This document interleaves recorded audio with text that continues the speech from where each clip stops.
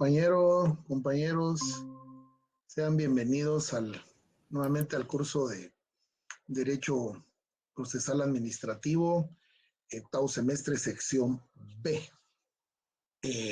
Muy bien, viendo que ya tenemos quórum, tenemos bastante participación, ya alcanzamos las 96 adhesiones a esta transmisión. Voy a solicitar, permítame, estoy admitiendo todavía, es que hay compañeros,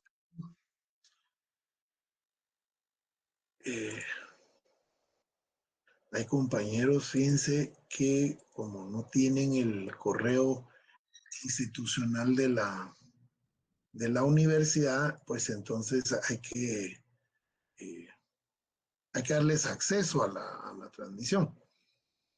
Entonces, por eso es de que estamos aquí admitiéndolos, ¿verdad? Muy bien, voy a suplicar, por favor, un gran favorcito, si pueden activar su cámara unos 3-5 segundos únicamente para tomar pantallazo de que como hay que presentar informe, vamos ustedes ahorita en la virtualidad, y esta es la forma de poder demostrar que sí estamos ejerciendo la docencia. No se preocupe, ahí solo un par de segundos, no voy a darles mucho ahí de su tiempo, un par de captura de pantallas, muchas gracias. Muy bien, perfecto, ya pueden apagar sus cámaras, ¿verdad? Yo soy del criterio que deben de permanecer las cámaras apagadas, ¿verdad? Sobre todo por temas de seguridad. Muy bien, entonces vamos el día de ayer les envié yo las primeras 40 diapositivas que vamos a estar viendo, agotando. Yo espero que esta semana las terminemos, yo creo que sí, ¿verdad? Las vamos a ir terminando, las vamos a terminar, pero es parte del contenido entonces que tenemos que llevar según nuestro programa, ¿verdad? Entonces, ya se las estoy proyectando, compañeros. Derecho procesal administrativo, y aparece ahí mi correo electrónico. Yo les he comentado que es el correo, es la manera y la forma en que nos vamos a estar comunicando, ¿no? Es el medio oficial que nos vamos a estar comunicando, por si ustedes tienen cualquier duda, ¿verdad? Entonces, vamos sin más preámbulo, vamos a empezar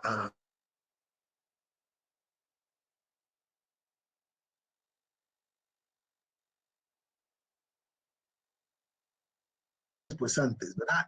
Yo estoy muy consciente de que ya venimos en este horario cansados, ¿verdad?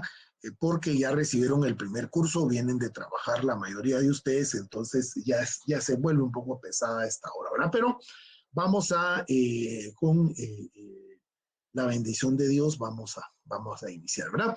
Entonces, vamos a decir que los procedimientos administrativos, el procedimiento administrativo, lo tenemos que empezar a trabajar y empezar a ver desde la óptica de los principios, la evolución, sus elementos, la característica, la naturaleza, la definición y la clasificación. Para eso vamos a indicar que el procedimiento administrativo inicia con las peticiones de los particulares, las personas individuales o jurídicas, en base al principio constitucional establecido en el artículo 28, y que también existe el derecho de petición en materia política en el artículo 137 constitucional, ¿verdad? Y se hace esta distinción, el licenciado Jorge Mario Castillo lo ha hecho porque el derecho político es muy diferente que el derecho de petición administrativa, ¿verdad? Como lo vamos a leer, ustedes ahí lo pueden leer básicamente, son dos cosas totalmente diferentes, inclusive los plazos, porque mientras que en materia política hay 8 días para resolver, en materia administrativa regular o simple, digamos, hay 30 días para resolver, ¿verdad? Sin embargo, recordémonos que la administración pública en Guatemala clasificada en las 4 formas o sistemas únicos que existen en Guatemala. No se han creado y no se han inventado más, ¿verdad? Que yo tenga conocimientos. Tenemos el sistema centralizado o concentrado, el sistema desconcentrado, el sistema descentralizado y la autonomía. Van a ser las 4 formas o los 4 sistemas como la administración pública se va a manifestar hacia los administrados, que somos la gran mayoría, ¿verdad?, de la población guatemalteca.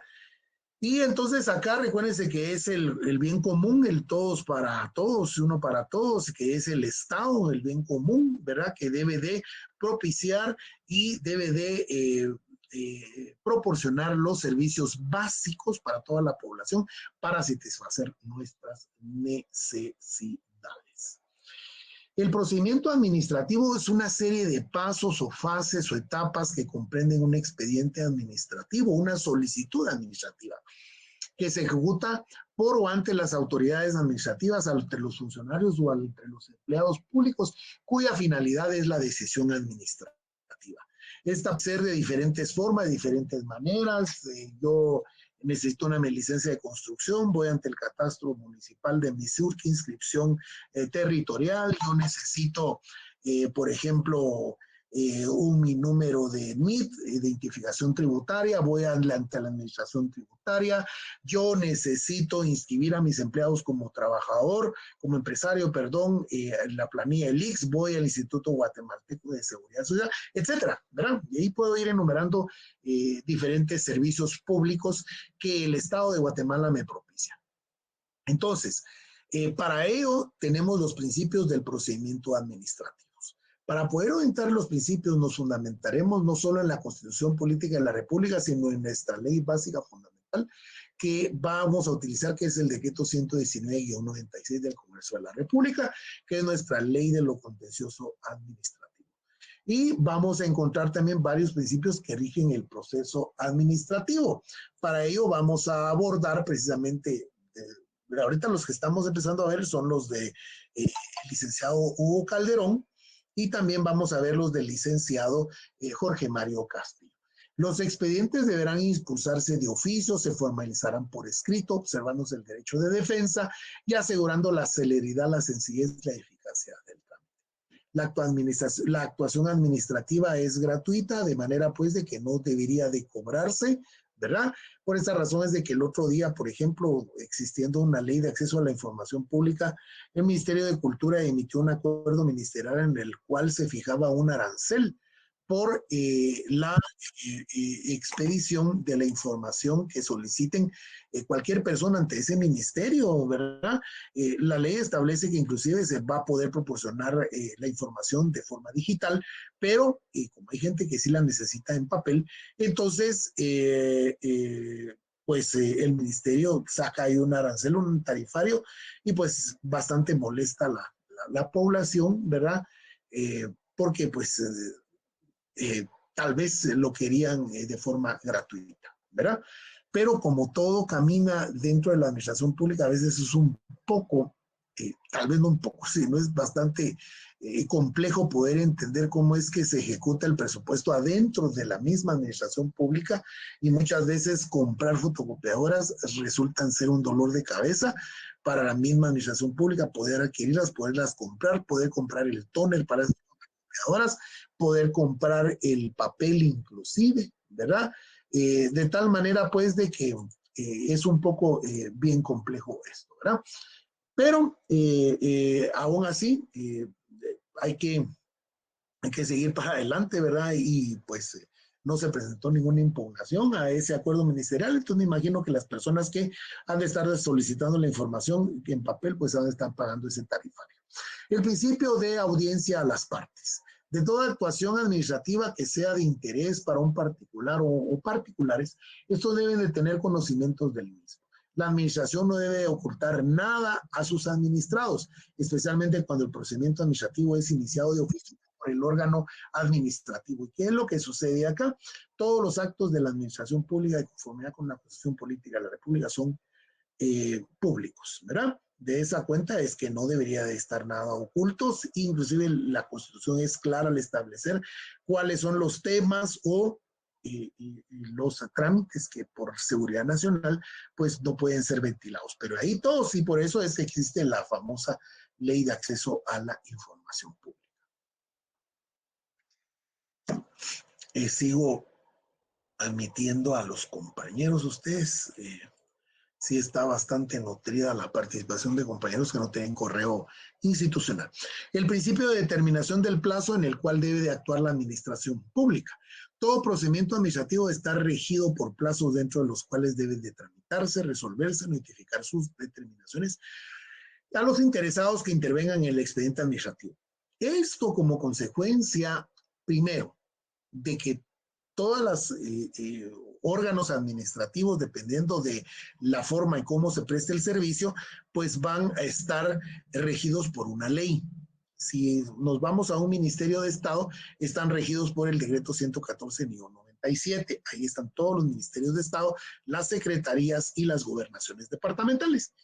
De esa cuenta es que posteriormente cada Ministerio de Estado tiene su reglamento orgánico interno, que es un reglamento emitido por el presidente de la República en Consejo de Ministros de Estado, y entonces ese va a ser en sus siglas denominado el ROI, y luego cada Ministerio de Estado, en base a la ley, en base a ese ROI, va a crear un submanual de procedimientos y un manual institucional de funciones y procedimientos administrativos que, de conformidad con la Contraloría General de Cuentas, debiese de tener actualizado y debe de actualizarse a cada 2 años.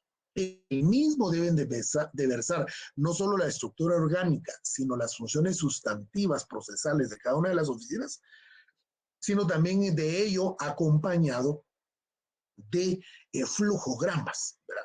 Muchas instituciones administrativas, muchos ministerios de Estado se han hecho acreedores a hallazgos por parte de la Contraloría por la inobservancia que, de conformidad con la ley orgánica de la Contraloría, establece que son deficiencias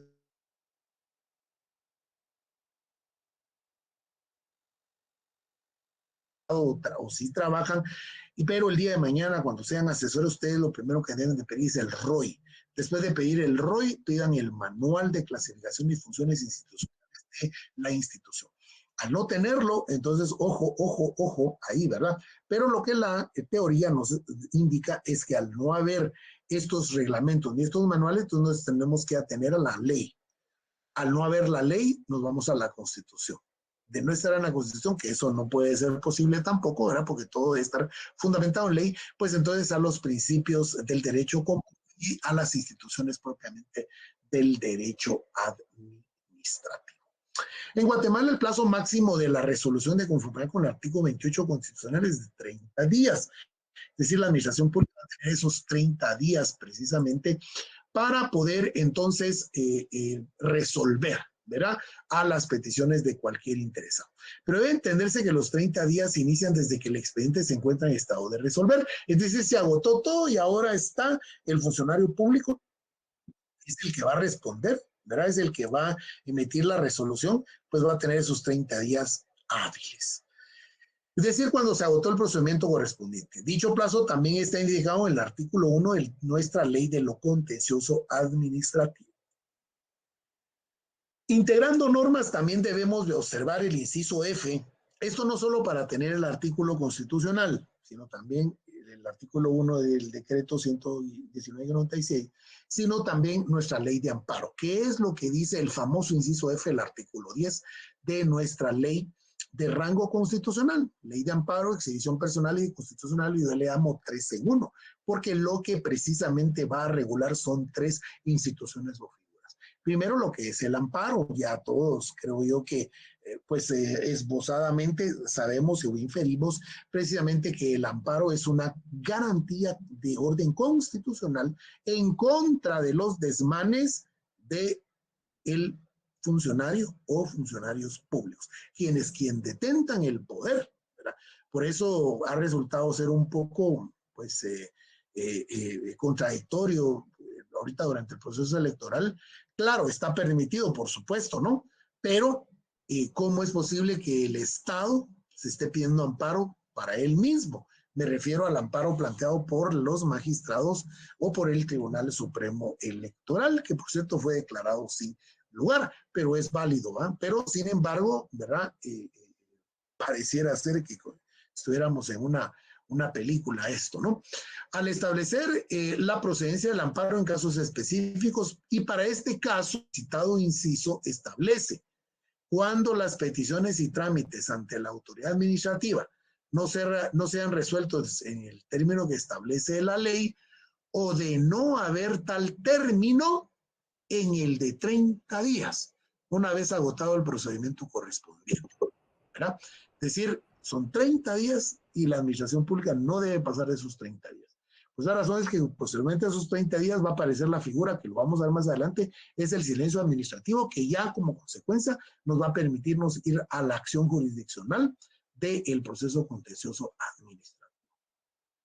En todos los casos, lo más importante es que el procedimiento debe estar agotado, y mientras el procedimiento no se encuentre agotado, no hay posibilidades de poder plantear un amparo por falta de resolución, que es lo que la norma anterior indica. Es decir, si en esos 30 días no se resuelve, sí podemos plantear nuestra acción de amparo que establece ese inciso.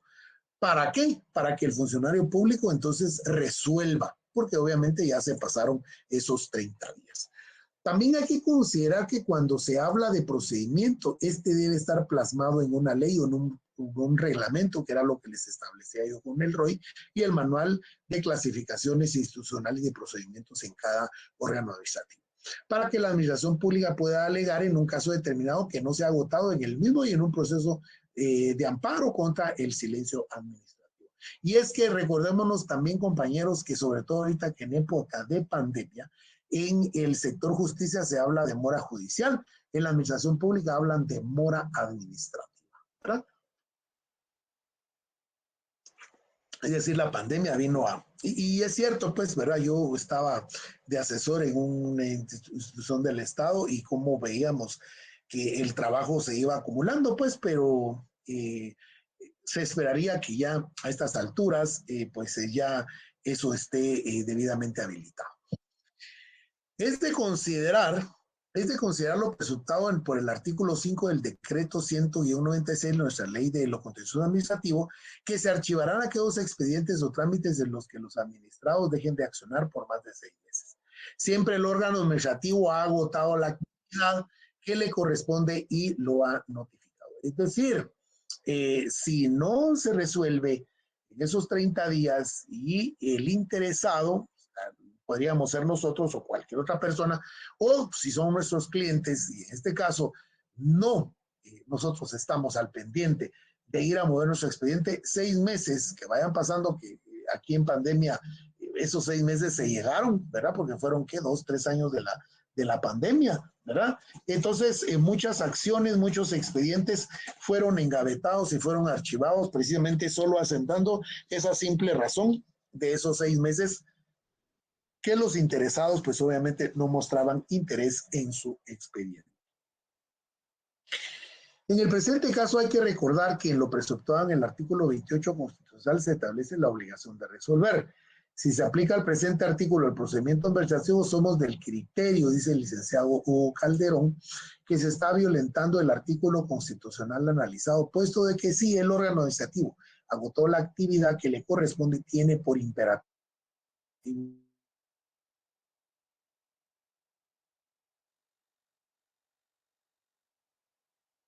día, y se los voy a estar diciendo recurrentemente aquí en clase, yo tengo la obligación como profesor y como profesional del derecho. Licenciado, disculpe, ¿Sí? ¿no se le escuchó lo anterior? Aló, sí, ¿me escuchan? Ahorita sí. Sí, Sí se muchas escucha, gracias. licenciado. Sí, se ha de haber cortado, a veces la señal no llega bien ahí. Bueno, les decía yo que voy a reiterar, o voy a estar utilizando acá una frase muy trillada dentro de mis clases, en el sentido de que yo tengo la obligación de enseñarles el cómo debe de ser, el cómo debería de ser. el cómo lo establece la norma, más no cómo es en la realidad.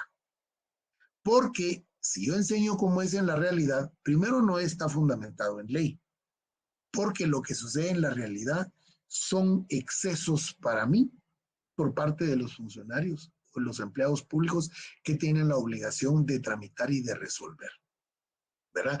Es decir, durante pandemia, por ejemplo, yo planteé 2 recursos de revocatoria en contra del Ministerio de Educación y solo me resolvieron uno al año y medio y el otro no me lo han resuelto, que dice que todavía está en la PGN, ¿verdad? Y cosas así como estas, ¿no? Pero esa es la realidad. También no podemos ocultar el sol con un dedo y es mi obligación también advertirles cómo es que eso allá afuera en la vida real sucede y cómo es que se da, ¿verdad? Bueno, precisión de los actos para los que la autoridad debe tomar la opinión de otras autoridades o consejos.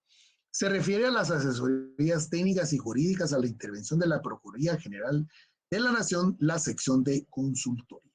Es decir, hoy por hoy la PGN, aparte de todo lo que se dedica, según su ley orgánica, tiene y su manual de clasificación de puestos y su ROI, ¿verdad?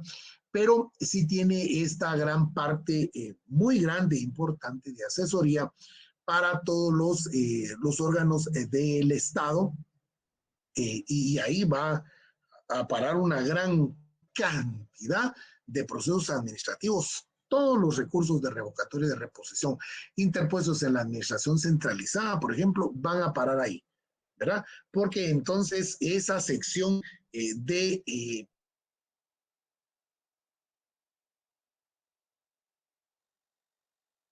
los esas opiniones por parte de la Procuraduría General de la Nación. Sí, muchas gracias, José Luis, por ilustrarnos. Es correcto, es cierto, es cierto. Él está indicando, está informando que dice que ha visto casos de 10 años, ¿verdad? Así es, precisamente, lamentablemente, en la PGN, ¿verdad? Uno no quisiera escuchar estos testimonios, estos relatos, pero así es.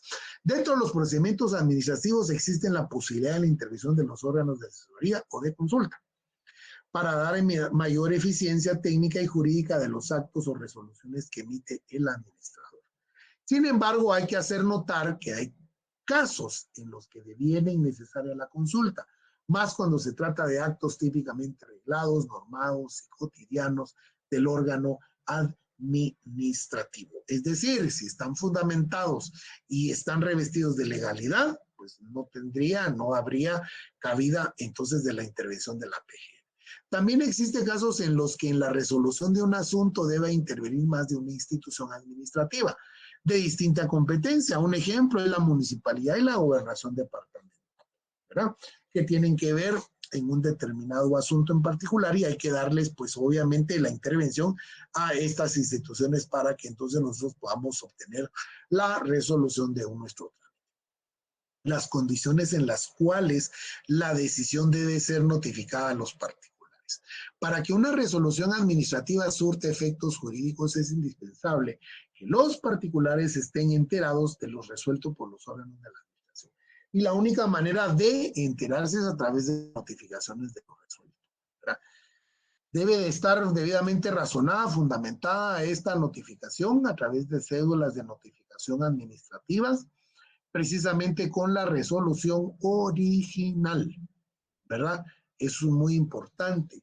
Vieran ustedes en algunos trámites o instituciones, me he dado cuenta yo, por ejemplo, en el Hospital Roosevelt están haciendo esa práctica, para mí, una mala práctica. Yo me apersoné ahí por uno de mis clientes de un hecho de tránsito, imagínense, hecho de tránsito es penal, pero como consecuencia yo necesitaba el estado clínico, el expediente clínico del cliente, y solo así no me lo iba a dar el hospital. Entonces planteamos la solicitud de información al acceso pública, pues, ¿verdad? Porque obviamente tanto la familia como yo, que era el abogado, necesitábamos conocer, ¿verdad? De esa cuenta es que sí me lo rindieron, pero me dieron copia. me dieron copia y lo que tenía era como certificada la copia. O sea, no era el original se quedaron ellos y yo todavía le dije a la persona encargada de acceso a la información, aquí así lo hacemos, licenciado, me dijo, ¿verdad? Pero esto, mire, le sirve, si lo quiero como prueba, le dije yo, ¿cómo me va a servir si no es el original? ¿Verdad? Entonces se dan ese tipo de situaciones de mala práctica, ¿verdad? Pero entonces uno que hace, tiene que empezar uno a educar, pues lamentablemente al empleado público, ¿verdad? Pero en lo que uno lo va educando y se va peleando, no olvídense, ¿verdad? Y como dijera mi profesor de Derecho Notarial, que en paz descanse, Bonerge Mejía, decía, hagan lo que ellos dicen que hagan, más no hagan lo que ellos no digan que hagan, porque si ustedes se ponen a pelear con el de la ventanilla, olvídense, ¿verdad? Y obviamente pues había que correr con el trámite, ¿verdad? El procedimiento penal, ¿no? Para que una resolución, bueno, eso ya lo dije, perdón, el procedimiento administrativo debe ser considerado de interés público y que reclama el debido cumplimiento de las leyes y los reglamentos, para lo cual se necesita que los procedimientos administrativos sean impulsados de oficio y las resoluciones se emitan con el mínimo de formalismos, excepto los indispensables para conservar el orden administrativo. Lo que está indicándonos acá este párrafo es de que lamentablemente muchas veces no es así. Simplemente solo con presentar la solicitud, no, hombre, hay que ir por lo menos una vez una vez a la semana para que entonces el procedimiento o el trámite camine, porque de esa forma no va a caminar, ¿verdad? No vamos a ver los resultados al final del procedimiento administrativo. Estos son algunos principios que se le impone al procedimiento administrativo, enumerados por el profesor del Río González, ¿verdad? Colombiano, citado en la obra de el licenciado y ex catedrático titular de nuestra Facultad de Derecho Administrativo, Hugo Calderón, ¿verdad? Y ahora pues vamos a entrar a ver los procedimientos, los principios del procedimiento administrativo desde el punto de vista del licenciado Jorge Mario Cancino. Y adelante, don Edgar Olivares, bienvenido, mucho gusto. Gracias, Lee, mucho gusto. Perdón, ¿me podría indicarme qué fue lo que dijo que significa ROI? El ROI son las siglas que se conocen al Reglamento Orgánico Interno. Es decir, el Ministerio de Estado X, ¿verdad? Por mencionarles algo, vamos a ver, aquí tengo el artículo 29 bis del decreto 114-97, en donde está establecido y le da la vida jurídica, nace a la vida jurídica el Ministerio de Ambiente y Recursos Naturales. Establece este artículo, dice: el Ministerio de Ambiente y Recursos Naturales le corresponde formular y ejecutar las políticas relativas a su ramo. Cumplir y hacer que se cumpla el régimen concerniente a la observación, protección, sostenibilidad, mejoramiento del ambiente y los recursos naturales en el país, el derecho humano. Sí, es que estoy leyendo un artículo, Jason, no estoy dictando, estoy leyendo el artículo 29 bis del decreto 114-97. Si ustedes tienen su ley, por cierto, voy a compartirles ahorita ¿cómo se llama? Un digesto, ahorita se los voy a compartir para que lo tengan ustedes ahí y puedan ustedes empezar a descargar todas sus leyes, ¿verdad? Perdón, el digesto de la administración del sector público, aquí está, ¿verdad? Aquí se los copio y aquí se los pego y pegar. Muy bien, ahí pueden descargar. Esa es por la creación, pero igual va rápido. Sí, disculpen, ¿verdad? Lo que pasa es que miren, ya son las 7:30. Voy a tratar de ir más pausado, aunque nos tardemos un poquito más atendiendo ahí a las observaciones, ¿verdad? Pero el problema de este horario es esto, ¿verdad? El tiempo, ¿verdad? Porque el contenido es vasto y tenemos muy poco tiempo. Entonces, regresando con la pregunta de Edgar, en base al artículo 29 bis, que le da vida al Ministerio de Ambiente y Recursos Naturales, está debidamente establecido en el decreto 114-97, que es la ley del organismo ejecutivo, entonces debe de el organismo ejecutivo, el presidente de la República, el Consejo de Ministros de Estado, emitir el reglamento orgánico interno de este ministerio. Y las siglas del reglamento orgánico interno es ROI. Esas son las siglas. Después de que se emite el ROI, entonces el ministerio debe emitir un acuerdo ministerial en donde esté plasmado no solo el organigrama, sino el manual de clasificaciones de funciones institucionales del ministerio, ¿verdad? Y ahí tiene que ir reflejado el despacho del ministro, los vicedespachos o los viceministerios, las direcciones generales, si hay subdirecciones o si hay coordinaciones o si hay jefaturas y hasta llegar a las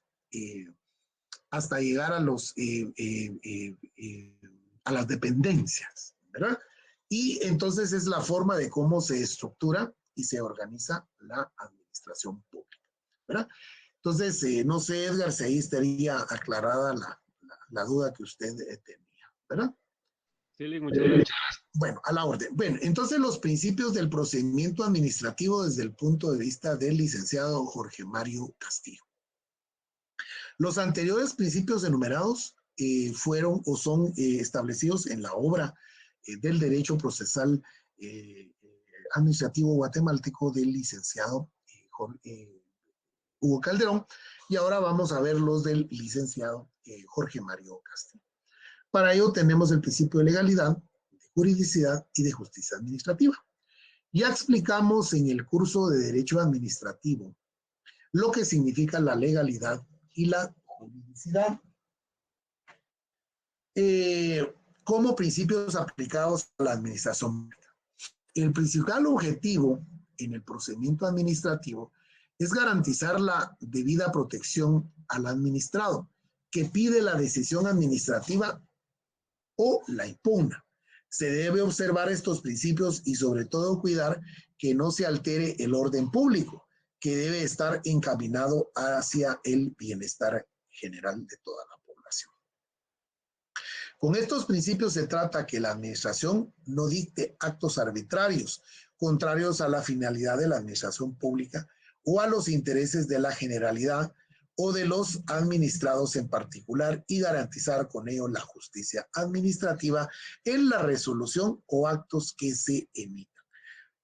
Por mencionar, me ha parecido a mí muy importante, por eso lo consigné, la justicia administrativa, ¿no? Porque a pesar de que no se está ejerciendo una judicatura, pero sí debe de existir y debe de inspirar precisamente ese principio de una justicia administrativa, que sería otorgar a cada quien lo que corresponde en la administración pública. El principio de seguimiento de oficio. El seguimiento de oficio significa que la administración pública no debe de ser rogada dentro de sus procedimientos, sino por el contrario debe de agilizar, desarrollar, dinamizar y vigilar que los procedimientos finalicen sin que para ello resulte como un proceso civil. Y lo que sucede acá es que muchas veces, lamentablemente, en algunas dependencias del Estado, pues se convierten más papistas que el Papa, pues, ¿verdad? Porque obviamente la ley de lo contencioso administrativo establece que supletoriamente se puede utilizar la ley de organismo judicial y el Código Procesal Civil y Mercantil. Y lo vamos a ver, por ejemplo, cuando estemos viendo los formatos y los borradores de memoriales de interposiciones, de impugnaciones y resoluciones a las resoluciones administrativas, como lo es la reposición y la revocatoria, pero es un memorial tipo demanda y no va a poder ser de otra manera porque lamentablemente la administración pública no le va a dar trámite si no van bajo ese mismo esquema. Y si no van así, entonces lo primero que nos van a plantear son previos. Previo a darle trámite, por favor, cumplir con los artículos que establece el 58, 59, 60, 61 del Código Procesal Civil y Mercantil, de conformidad con lo que establece el y hacen el llamado de la ley de lo contencioso administrativo. Como consecuencia hay que hacerlo, pero bueno, ahí ya estamos hablando de una palabra mayor, pues que solo los abogados podríamos plantear, o mejor dicho, solo los abogados podemos plantear estas acciones, ¿verdad? Un particular, por muy sencillo que la ley lo plasme, no va a poder. La administración pública y sus órganos tienen la obligación y la responsabilidad de dirigir el procedimiento administrativo y ordenar que en él se practiquen cuantas diligencias sean necesarias para dictar el acto o la resolución final, independiente que el mismo se inicie de oficio o a petición, gestión del interesado. Y es lo que yo les decía, lo repetía, ¿verdad? No podemos dejar descansar ahí el procedimiento y ahí va a caminar y va a correr paso a paso. No, hay que ir una vez por semana a ver en dónde va nuestra solicitud, en qué oficina, qué documentos hay que pedir si es que no se comunican con nosotros, ¿no? Y el principio de informalidad. Todo procedimiento administrativo no debe de estar sujeto a formalidad alguna. Esto es lo que la teoría establece, la doctrina, ¿verdad, compañeros? Pero no es así en la vida real, salvo en los casos especiales donde sí se requiere de algún tipo de formalismo. En cuanto a los requisitos, sí hubo formalidad dentro de la ley. El reglamento, los particulares y los funcionarios menores e intermedios deben de ser debidamente informados y orientados a través de las circulares e instrucciones. ¿Para qué?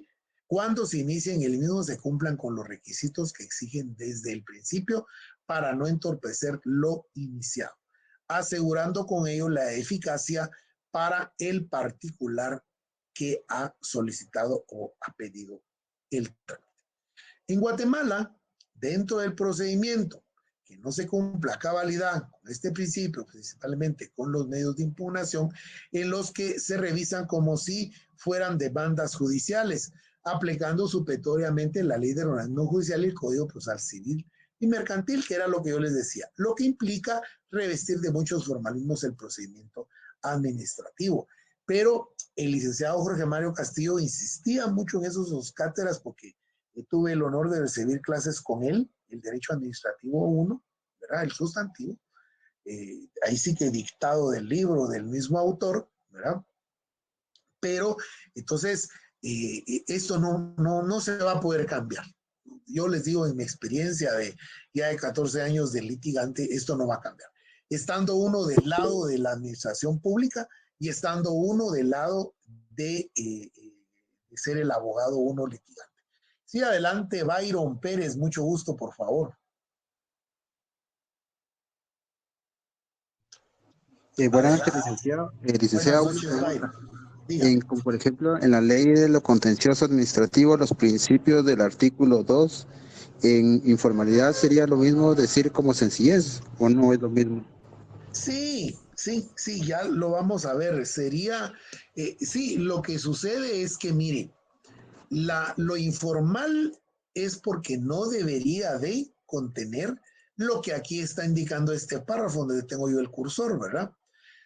Eso debería de ser lo informal, pero no es así. Tiene que ir en forma casi como de demanda, con exposición de motivos, con fundamento de derecho, que va auxiliado por tal profesional, que puede ser notificado en tal lugar. Solo porque no se puede poner el casillero electrónico, no se pone, ¿verdad? Porque el casillero electrónico es solo para la administración judicial, ¿verdad? Y sencillo es porque debería de ser práctico, ¿verdad? Sin tanto asuntos y tanto protocolo, ¿verdad? Ya vamos a llegar a esos principios, se llaman principios legales que inspiran el procedimiento administrativo. Bien, gracias, licenciado, muy amable. A usted por su participación y su consulta. Reitero que en cualquier momento de la clase usted puede levantar la mano y puede intervenir comentando o preguntando con toda confianza. Hoy, principio de defensa. Este principio debe ser tomado como una norma general y obligatoria para la administración pública y consiste en que el administrador, antes de dictar una decisión, resolución, o acto administrativo debe dar la oportunidad al particular que se defienda, principalmente si se trata de una sanción por violación a las normas y reglamentos administrativos. Es decir, nosotros debemos de tener ese momento procesal administrativo para el cual nosotros nos manifestemos, y si se trata, como dice esta diapositiva, de la imposición a una multa por una infracción máxima, ¿verdad? Porque si no, ahí se estaría violando el principio constitucional del artículo 12, como lo es el principio de defensa. La administración tiene la obligación de informar al particular de la existencia del procedimiento cuando se ha iniciado de oficio y darle la oportunidad de enterarse del contenido y de los motivos del mismo, y presentar dentro del procedimiento las pruebas que considere necesario, a efecto de desvirtuar lo que la administración dice. En este derecho se analiza en el artículo 12 de la Constitución Política de la República, aplicándose supletoriamente a lo administrativo. Pero si se hace un análisis de que lo que significa la juridicidad, podemos ver que los principios deben de ser aplicados sin necesidad de la aplicación supletoria del artículo constitucional mencionado, es decir, no debiese de haber violación a ese principio. Si realmente el funcionario público va a estar actuando, ¿verdad? En el transcurso del expediente administrativo, va a estar actuando de conformidad con la ley. No habría necesidad de esto. Este principio debe ser aplicado independientemente de la norma jurídica, pues recordemos que los principios equivalen a normas, aunque aún no se encuentren plasmados en una ley, y es decir, tienen la existencia por sí solos. Principio de imparcialidad. Si bien es cierto que el administrador debe de cuidar por el orden público, también lo es cuando exista conflicto de intereses entre particulares. Debe de resolverse en una forma imparcial, atendiendo el interés general, sin inclinaciones hacia ninguno de los administrados. En este caso, se puede ejemplificar que un procedimiento ante un juez de asuntos municipales, cuando existe una denuncia de queja de un particular contra otro particular, y en el caso de las licitaciones públicas, en las que el funcionario o funcionarios que participan en estas deben de actuar con absoluta imparcialidad. De esa cuenta es de que los diferentes mecanismos sobre todo de que el procedimiento en materia de compras sea lo más transparente posible, se crea entonces la figura penal dentro de la ley de compras y contrataciones del Estado, pacto colusorio, ¿verdad? Es decir, si están coludidos, tanto los de compras o el funcionario con el proveedor que está ofertando, el oferente, ¿verdad? Entonces hay que tener cuidado ahí también con eso, ¿no? ¿Verdad? El principio del procedimiento escrito. El procedimiento escrito es eminentemente escrito, obviamente, por eso el nombre, y todas sus actuaciones, pruebas, inspecciones, dictámenes circulares, providencias y demás, entre otros, deben de quedar escritos dentro del mismo. Este es un principio general en Guatemala, salvo en casos cuando puede ser verbal. Ejemplo, en el recurso de apelación municipal, en donde la ley deja al particular la facultad de presentar el recurso verbalmente, en el acto de ser de la notificación y por escrito dentro del tercer día de notificada la resolución. El principio del procedimiento sin costas, cuando en un procedimiento administrativo se dicta la resolución final. No hay pronunciamiento de condena en costas al administrado. El procedimiento administrativo es gratuito para las personas individuales. Para los simples mortales, compañeros. En el caso de la asistencia o que la persona individual participe en algún trámite o en los recursos con auxilio profesional, nosotros sí tenemos que cubrir nuestro timbre forense que establece la ley de timbre y papel especial para protocolos. Sí, don Edgar Olivares, adelante, por favor. Leslie, pero es una pregunta con relación a esto último que estaba usted disertando. En ¿Cómo el no? caso de la Contraloría General de Cuentas, que uno a veces tiene que solicitar el finiquito, pero este tiene un costo, ahí no aplicaría lo de la gratuidad. No, no aplica. ¿Sabe qué es lo que sucede con este tipo de documentos? Es que lo que pasa es que cuando a criterio, obviamente, del órgano administrativo, tiene que constar en un documento especial o específico, y lo que sucede es que recuérdense ustedes que comúnmente le llamamos finiquito, pero no es un finiquito. El nombre técnico, legal y correcto es una constancia, ¿ya? Es una constancia, dice, transitoria de inexistencia de cargos dentro de la administración, dentro de la Contraloría General de Cuentas. Es decir, debemos nosotros de tramitar esa constancia y el documento, porque no hay otra forma de poder acreditarlo, es a través de eso, inclusive que ahora hasta trae un código QR, ¿verdad? Y entonces lo que sucede es que dentro de la administración pública de la Contraloría, entonces se realiza toda una investigación. Inclusive esa no se da inmediatamente. Ahora, gracias a Dios, ya se hace en línea.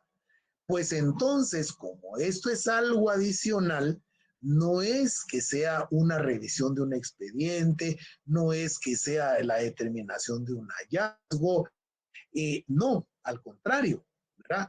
Incurre la administración pública de la Contraloría en, digámoslo así, en un trabajo extra, pasa por diferentes oficinas, hasta donde entiendo, ¿verdad? Y entonces la expedición y que hasta que le envían al correo a uno la constancia de la inexistencia de cargos transitorios, ¿verdad? Que comúnmente le llamamos finiquito, pues entonces lamentablemente, ¿verdad? Tenemos que presentarlo para casi todo. Ahora, inclusive para trabajar en cualquier oficina del Estado, ¿verdad?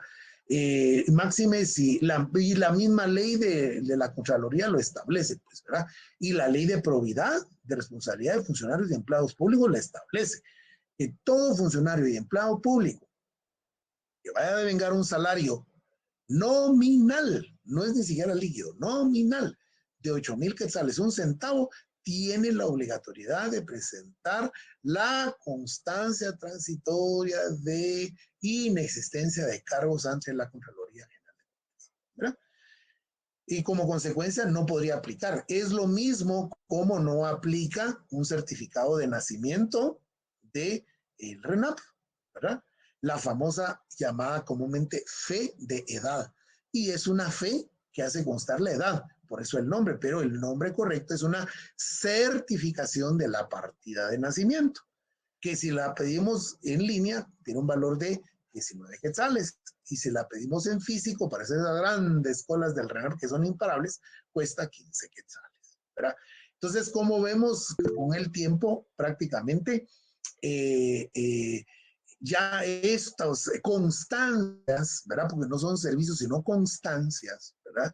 Porque el servicio es la inscripción del estado civil de la persona, que el nacimiento, ¿verdad? Pero ya la constancia, ¿verdad? De ese acto, de ese hecho, pues ya tiene ese valor de 15 quetzales. No sé si ahí estamos, compañero. Bien, Lick, de hecho sí tiene razón con eso del que no es finiquito, sino que es el otro nombre que usted le dio, porque así es como se encuentra ahí. Tiene razón. Así es. Muchas gracias, Lick. No se preocupe, a la orden. Hay una compañerita que también había levantado Sí, la mano. Adelante, por favor. licenciado, disculpe. En este caso, se podría hacer como, por ejemplo, dar un ejemplo, ¿cuál es el procedimiento en teoría gratuito? Disculpe.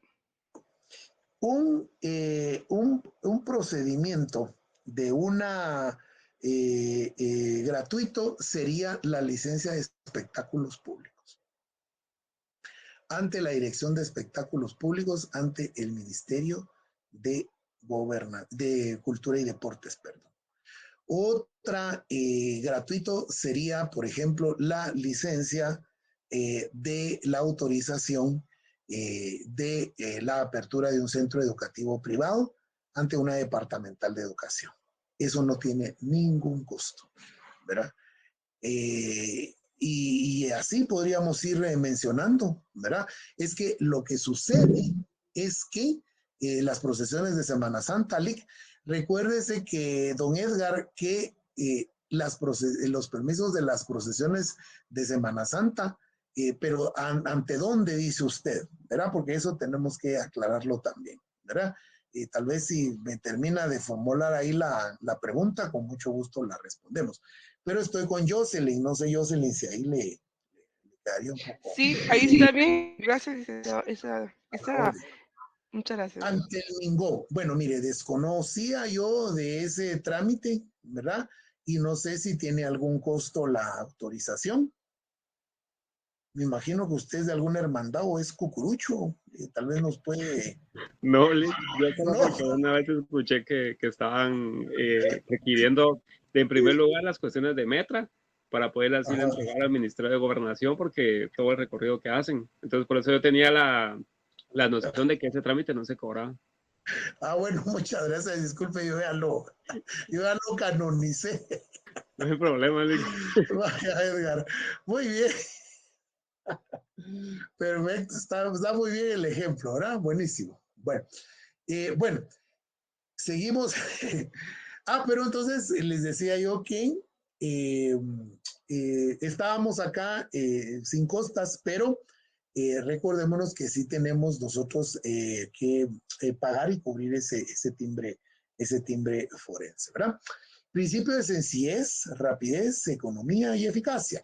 Este conjunto de principios tiene como propósito que la administración moderna no burocratice, los expedientes y que sí cumplieron con los requisitos y se verificaron gestiones internas dentro del procedimiento administrativo. Deberá resolverse conforme a la ley. En este caso, el procedimiento administrativo debe de culminar con un resultado que sea de beneficio tanto para la administración como para los particulares. Aquí estamos ante los principios legales que el compañero ya había intervenido y había preguntado y se había fundamentado precisamente. Con relación a los principios legales, solo vamos a observar precisamente el artículo número 2 de nuestra ley de lo contencioso administrativo, la cual, si no lo desmenuzamos, no lo ejemplificamos, no lo ponemos didáctico como lo estoy haciendo yo ahorita en la pantalla, pues no repararíamos en ello.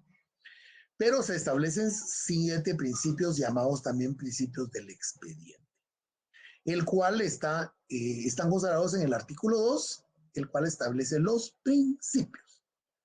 Es el epígrafe, no tiene fundamento legal, punto y seguido, y ahí empieza ya el fundamento legal. Los expedientes administrativos deberán impulsarse de oficio, se formalizarán por escrito, observándose el derecho de defensa y asegurando la celeridad, sencillez y eficacia del trámite. Punto y seguido. La actuación administrativa será gratuita. Pero si ya lo desmenuzamos, si ya lo hacemos receta culinaria, nos queda de la siguiente manera. Los expedientes administrativos deberán, 1, impulsarse de oficio. 2, por escrito. 3, observando el derecho de defensa. 4, que esté revertido de celeridad, o sea, rápido. 5, que sea sencillo, sin mayor protocolo. Y 6, que sean eficaz en el trámite. Y de último, 7, que será gratuito. No cobrarse por el trámite.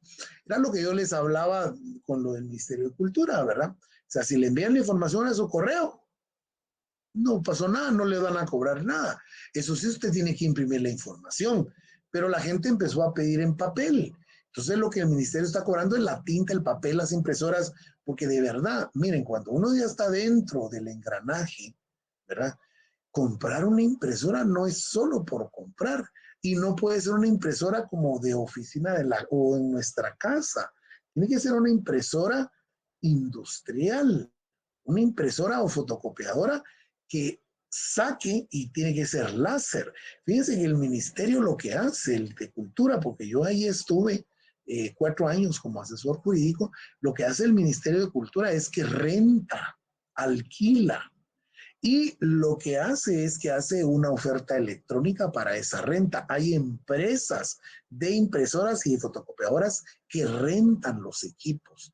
Entonces, dentro del contrato de renta, entonces, hasta 90,000 quetzales para hacer oferta electrónica y que no sea cotización, entonces, hasta 90,000 quetzales, entonces, y tiene que ser cuatrimestral los 90,000 quetzales. No puede pasarse de 90,000 quetzales cuatrimestral. Porque si pasa de 90,000 quetzales y 90,000 quetzales un centavo, ya caemos en la cotización. Pero para poder formular una cotización son 5 meses. Entonces, ningún Ministerio de Estado se va a quedar sin imprimir documentos, porque la base del expediente administrativo es escrito, es documental, ¿verdad? Entonces, pero no es que no estén esos 90,000, la cosa es ejecutar esos 90,000 cuatrimestral. Entonces, se rentan a las empresas de fotocopiadoras y los 90,000 quetzales dicen, bueno, por los 90,000 quetzales vamos a dar 3, 4, 5, no sé cuántas. Y entonces, ¿qué es lo que pasa, verdad? Es una unidad ejecutora y tiene que ser una dirección general, es una unidad ejecutora. Entonces puede ser la Dirección General del Deporte, la Dirección General de las Artes, la Dirección General de Patrimonio, la Dirección de Desarrollo Cultural, y entonces ellos van a erogar cuatrimestralmente durante el año esos 90,000 quetzales mensuales, y entonces les dan 5 fotocopiadoras o impresoras, o multifuncionales le llaman también, ¿verdad? Entonces las van a distribuir en las diferentes oficinas. Pero ¿cuántas oficinas hay? ¿Verdad? Entonces paran yendo las otras oficinas que voy a imprimir allá, que voy a sacar fotocopias de aquí, pero es solo el servicio de la renta del equipo, que incluye mantenimiento y que no incluye tóner. Entonces hay que comprar el tóner, no incluye papel, hay que comprar el papel. De tal cuenta, compañeros, que eso se vuelve a veces, miren, escalabroso eso, ¿verdad? Pobre las gentes de compras, ¿va? Y porque poder ejecutar y comprar eso no es nada más, es bien complejo. La administración pública, o sea, meterse al engranaje después y ser uno de eslabón, y va ahí, eso tiene que ir como relojito y como una cadena de moto, ¿va? Que si se reventó un eslabón, entonces reventó la cadena. Entonces se desbarató todo, que es lo que vamos a ver el 14 a las 14. En enero lo vamos a ver. Cada vez que hay cambio de gobierno, eso suele pasar. Entonces todo se detiene en Guatemala, administrativamente, en lo que los nuevos asumen, en lo que los nuevos aprenden cómo funciona esto, y son los funcionarios menores y los técnicos los que se quedan a cargo sosteniendo el aparato, ¿verdad? Y bueno, es difícil, ¿verdad? Para el que trabaja en la administración pública saben que lo que estoy diciendo no es mentira, ¿verdad? Bueno, evolución histórica del derecho procesal administrativo en Guatemala. Me ha parecido muy interesante consignar este apartado porque vamos a ver, ya con esto va a ser el último punto. Espero llevarme los últimos 15 minutos para que terminemos a las 20 con 15 minutos. Evolución histórica del derecho procesal administrativo en Guatemala. Esto tomado del texto del maestro Hugo Calderón, y él establece e inicia por la Constitución de 1808, la Constitución de España llamada de Bayona, para España y las Indias, que eran los territorios conquistados por España. Dicha Constitución contenía influencia francesa, porque recuérdense que para esa época Napoleón Bonaparte había conquistado y se declaró emperador de casi toda Europa. Por esa razón es de que tenía esa influencia, y por eso era de Bayona. Existiendo el Consejo de Estado de España, precedido por el rey, y se componía de 30 individuos. De hecho, lo que hace Napoleón Bonaparte es que pone a su hermano, a José, y como le gustaba tomar mucho, le decían de apodo inclusive Pepe Botella, ¿verdad? Lo puso a él de rey de España, ¿verdad? Ahí buscando en los anales, en la historia, se registra eso, ¿verdad? Y se suponía de 30 individuos menos y 60 máximos. Se dividían en 6 secciones. Fungían como tribunal contencioso, al establecer en su artículo 58 las atribuciones que este consejo era conocer de las competencias de jurisdicción entre los cuerpos administrativos y judiciales, teniendo como dato interesante el sistema delegado de la justicia contenciosa administrativa. Posterior a ello viene la Constitución de Cádiz, siempre en España, de 1812. Cádiz es un puerto. Se crea la Suprema Corte y a pesar de que los magistrados eran nombrados por el rey, eran conscientes, se podía establecer el sistema de justicia retenida. Llegamos entonces a la primera constitución de la República Federal Centroamericana, es decir, que habían 2 constituciones con influencia española, ¿verdad? Sigue con la tradición judicialista y crea la Suprema Corte de Justicia de Centroamérica, integrada por 5 y hasta 7 magistrados electos por el pueblo. Dicha corte determinó que, en contra de los actos de la administración pública, estos nombrarán árbitros para conocer en primera instancia y ellos conocían en segunda instancia, para luego ser apelados las sentencias de estos por el Senado. No tardó mucho y al año siguiente la Constitución del 11 de octubre de 1825, la primera Constitución, porque desaparece la Federación Centroamericana de Unidades Provincias de la Unión de Provincias Unidas de Centroamérica, y ya nos declaramos independientes cada pedacito, cuando criterio personal nunca debe haber sido así. Somos tan pequeños que individuales no hacemos tanta fuerza como si fuéramos un bloque, y crea el Poder Judicial y jueces inferiores. Sin embargo, no se crean más atribuciones que las de juzgar el delito. En cuanto a las cuestiones administrativas, se establecía únicamente que la Corte Superior juzgara en las actuaciones con el primer jefe de Estado, secretarios y secretarios del despacho, y contra el segundo si es que hubieran las funciones del primero. Posterior a ello nos vamos a la Constitución de 1879. Aparece el Tribunal Contencioso y Administrativo como institución que establecía cuando el Poder Ejecutivo procede como parte en algún negocio, ventilará en los tribunales comunes. Y en caso de contienda acerca de los actos o resoluciones cuando se reclamen contra el Ejecutivo por abusos de poder, se procederá conforme a la ley de amparo que ya existía para ese entonces. Ese mismo, en el artículo 77 de la referida Constitución, se estableció la forma de un antejuicio por mala conducta por parte de los magistrados o jueces, en el sentido de conocer por parte del Senado dichas acusaciones y de comprobarse proceder a su remoción. Diríjase asimismo a la Asamblea que en los casos de mala conducta, negligencia o ineptitud, imagínense, era catalogado como inepto el juez o magistrado, procederá a la remoción a los funcionarios judiciales electos por ella y a los miembros del Tribunal Contencioso Administrativo. Llegamos hacia el año de 1945 y dejó también establecida la creación del Tribunal de lo Contencioso Administrativo en el artículo 164.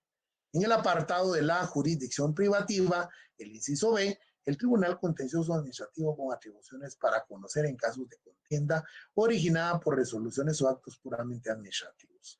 Sus miembros son nombrados, uno por el Congreso de la República, otro por la Corte Suprema de Justicia y el tercero por el Presidente de la República.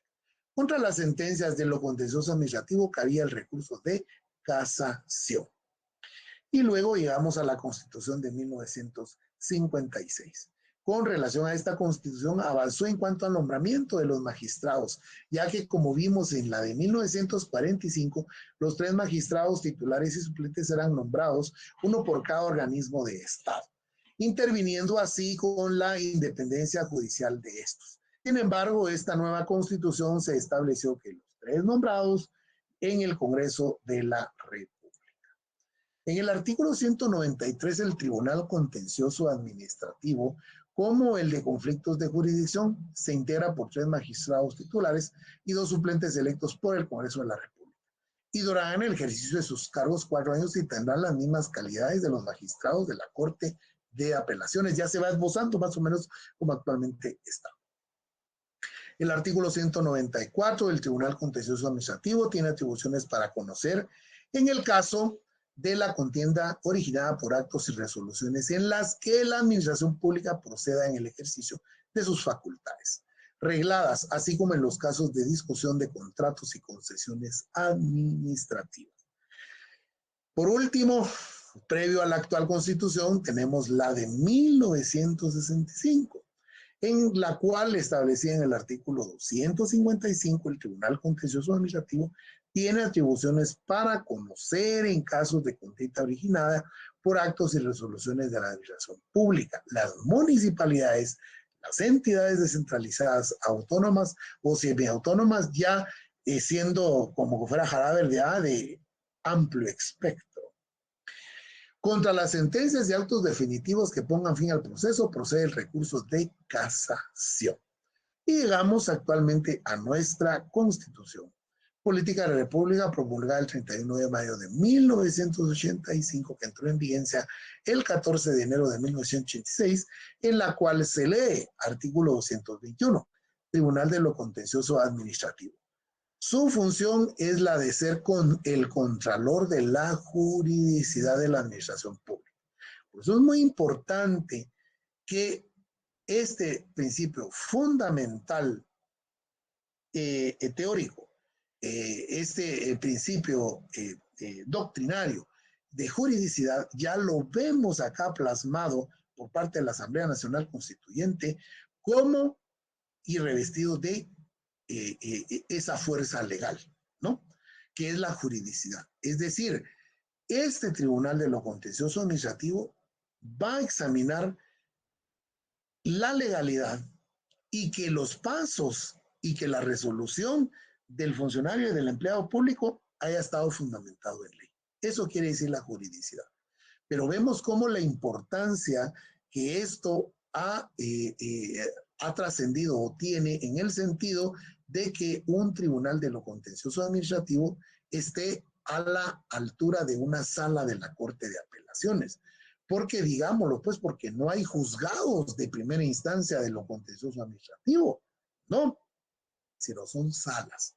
O sea, son procesos de conocimiento y es ya un tribunal jurisdiccional, ya pertenecen al orden ordinario judicial y está integrado por 3 magistrados titulares, 3 suplentes y existen 6 salas para todo el territorio nacional, dividiéndose 3 salas para lo administrativo eminentemente y 3 salas para lo tributario, ¿verdad? Es de esa forma y de esa manera entonces como está históricamente a través de este recorrido constitucional precisamente el proceso jurisdiccional contencioso administrativo. Y tiene atribuciones para conocer en caso de contienda por actos y resoluciones de la administración pública, faltó ahí, y de las entidades descentralizadas y autónomas del Estado, así como en los casos de controversias derivadas de contratos y de concesiones administrativas. Por eso es muy importante, compañeros, el hecho de conocer, yo esperaría o espero poder por lo menos enunciar el ABC de la Ley de Compras y Contrataciones del Estado, porque sí es muy importante que las conozcamos, lo veamos, porque va a ser en este curso. No va a haber otro curso más en donde ustedes puedan conocer un poco del decreto 5792, que es la Ley de Compras y Contrataciones del Estado. Muy bien, compañeros, entonces yo me iría quedando el día de hoy por acá, en esta primera clase, siendo las 20:10, a menos de que existan algún comentario o duda con relación a todo lo conversado en esta primera clase. De no ser así, yo les agradezco muchísimo a las 194 personas que se mantuvieron. Tuvimos una cobertura de 210 compañeros, a pesar de que en esta sección hay 250 casi inscritos, ¿verdad? Pero yo sí agradezco muchísimo la presencia de todos ustedes.